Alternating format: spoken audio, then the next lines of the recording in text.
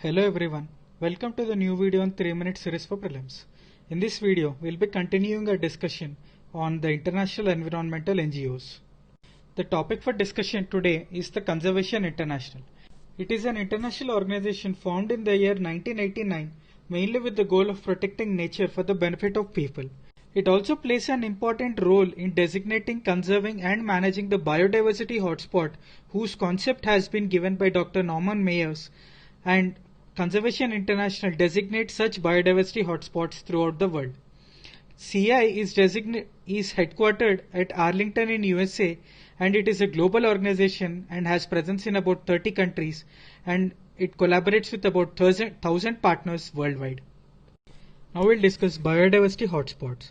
This concept was given by Dr. Norman Mayers in 1988, and to accentuate the ideas given by Dr. Norman Mayers, in 1989 Conservation International was formed to designate such biodiversity hotspots. Conservation International follows a two-point criteria to designate biodiversity hotspots. One is the species endemism, that is, the area must contain at least 1500 species of vascular plants. Please note it is vascular plants. Here vascular means it is developed and not in the stage of developing, and it should be a mature plant.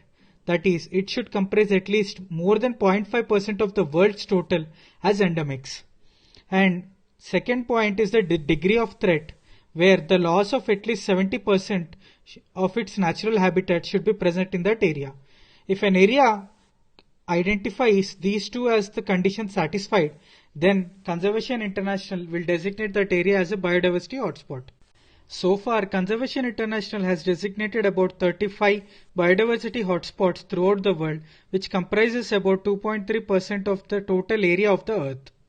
In India, there are 4 such biodiversity hotspots. They are Western Ghats, Himalayas, Indo-Burma and the Sundaland, which comprises Nicobar group of islands, Indonesia and other group of islands in the Southeast Asia. Western Ghats and Sri Lanka is considered as one of the biodiversity hotspots.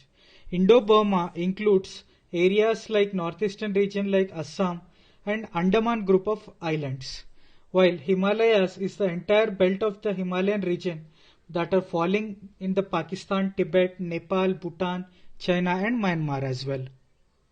Now let us solve this question. Consider the following regarding biodiversity hotspots.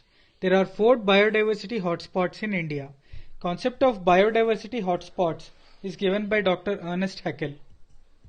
The correct answer is A, one only.